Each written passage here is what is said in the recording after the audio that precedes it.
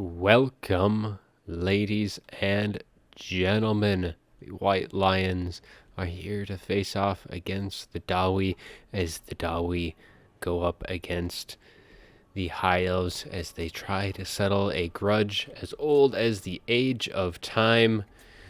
Right now we have, of course, the High Elves being led by Red Legion and the Dawi led by Pajadron.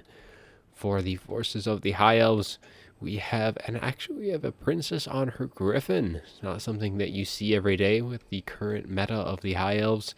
We do have the noble on a chariot, and we do have a mage of life on her chariot as well, with regrowth and earthblood to wrap up her kit.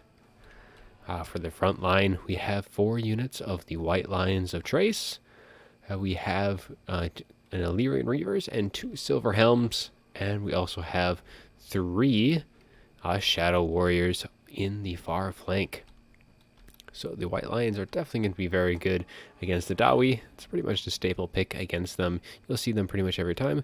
Though for the rest of the build, it is a little bit different than what you're going to be accustomed to seeing. You're usually not going to be seeing the Princess as often, especially with kind of the level of some of the other High Elf Lords. But for the forces of the Dawi, we have Grombrindle leading the forces of the Dawi. Take a quick look at what he's got. He is bringing the Rune Axe of Grombrindle. You have a nice buff to the armor piercing damage and a minus 16%, minus 16 leadership to all of those that he is attacking. We have, of course, Flash Bomb. We have Foe Seeker, and Grombrindle has no fear, which is standard for his kit. We also have a Rune Smith that is bringing the Rune of Wrath and Ruin with Forge Fire. That gave a nice addition to the armor piercing weapon damage to the all units around him, and the Hammer of Karak Draz, which is going to give a nice debuff to the enemy's weapon the base weapon damage, and a minus 40 to melee attack, which is really considerable. For the front line, we're going to have just Dwarf Warriors on the far flanks, and the center of ranks are going to be including with a couple of units of Iron Breakers, but vanguarded a bit we're going to have 3 units of Rangers, and the back line is going to be 2 Thunderers. We're going to have Giant Slayers, we're going to have Dragon Black Slayers, and just 1 more Warriors of Dragonfire Pass, the Dwarf Warrior ROR with fire damage. Now, the Giant Slayers are an interesting pick here. They're probably a little overpriced, especially with the matchup against the High Elves. You're probably not going to be seeing as many dragons in this matchup, but we will get things underway as the armies start to clash with one another. But yeah, you're not going to see a whole lot of monstrous infantry or monstrous units for the High Elves, just because of the firepower that the Dawi can present itself. But we do have these Shadow Warriors are now kind of poking in to the far right flank of the Dawi, firing into these Rangers, and probably firing into the Dwarf Warriors as well. But the Thunderers have opened up, firing into these Silver Helms, a very nice shot. But the Silver Helms will get a nice charge into the Rangers before the Dawi infantry are able to respond. A couple lobbing shots from the Iron Breakers, and we have the Rune of Wrath and Ruin on these Illyrian Reavers, giving a nice 72% reduction to speed, as the Dragon Slayers will be able to get on top of them and get some very nice damage as the Iron Breakers fire another volley, as these Illyrian Reavers are pretty much done and dusted for the battle here, as they are just very, very low and routing now for the rest of the battle. The Iron Breakers have pretty much used up all of their ammo firing into the Illyrian Reavers and this unit of White Lions Trace, but they have dealt out quite a bit of damage. But I think the Shadow Warriors on the far flank are going to be the kind of black horse in this engagement, as they are doing quite a bit of damage against. They've already routed the Rangers. These Thunderers are taking a decent amount of damage. These Iron Breakers are now engaging with the support of the after the Rune Lord has routed, so that buffs that the Rune Lord has provided has been lost for the Dawi, at least for the time being. But Grombrindle has no fear, has been trying to save his Runesmith. But the Runesmith is being gooned by all of the single entities that the High Elves have brought to the table. We have the Mage of Life, we have the Noble, and we also have the Princess is gooning him out, so that Rune Lord will be done for this battle. The White Lions are engaged now with Dragon Black Slayers. They will do fairly well, but we have the firepower of the Thunderers firing into them. With this other unit of the White Lions are being absolutely demolished by the Ironbreakers. On this flank, of course, we have the Ironbreakers doing very well against this unit of White Lions. Yes, and the Giant Slayers don't want to be engaged with the White Lions. They want to be engaged with any of the cavalry units, as they are now rotating around to provide assistance for these Rangers against the Silverhelms, or they want to be engaged with the Princess or any of the 2 chariots that the High Elves have brought to the table. But nothing is really being able to pressure the Shadow Warriors on the far flank. They're able to fire in completely unopposed, and there's nothing that the Dawi has brought to be able to challenge them, so they'll be able to just continue to have their choice of engagements. The Mage of Life casting a nice Earthblood, healing up the Princess, the Noble, and as well as the Mage of Life.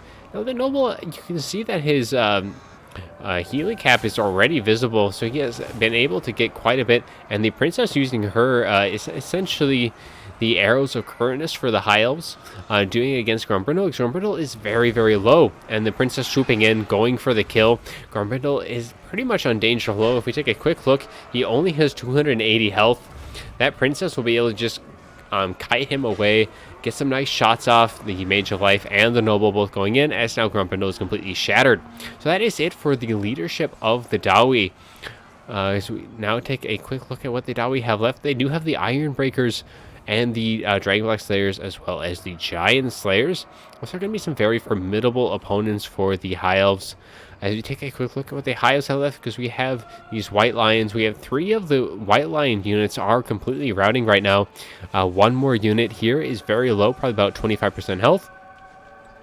This Noble really does not need to be chasing Grumbrindle anymore. Now Grumbrindle does completely fall. He was shattered, so it doesn't really matter. The Princess would do well to kind of get into those Rangers, stop them from firing. But so far, the elite troops of the Dawi have been able to repel the infantry that the High Elves have brought. But these Shadow Warriors will really kind of prove to be that kind of ace of the hole for the High Elves. Noble being able to do a nice bit of cycle charging in and out of the Dawi forces.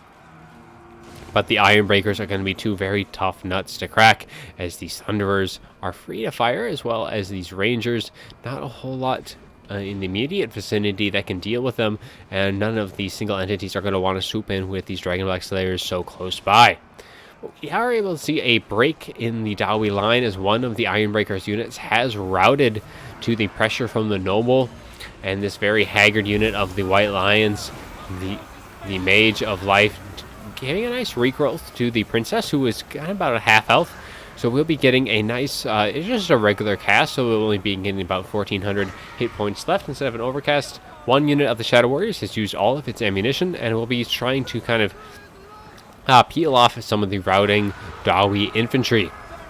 But now we have the Giant Slayers coming in, trying to catch out this Noble and Mage of Life on their chariots, which, if they were able to get that engagement, would be very good for them, because they are very, very good against large targets. These Slayers would probably be a little bit more beneficial in this scenario, but these 2 chariots are now pretty much causing havoc among the backline of the Dawi. They are engaged with the Rangers, as the Princess gets in with the Thunderers. Well, we do have some units. Rangers are able to fire freely, at least for the time being. They are wavering.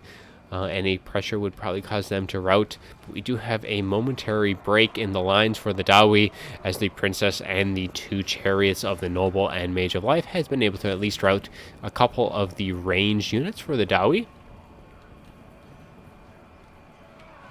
And now the chariots are, of course, getting into the Warriors of the Dragonfire Pass.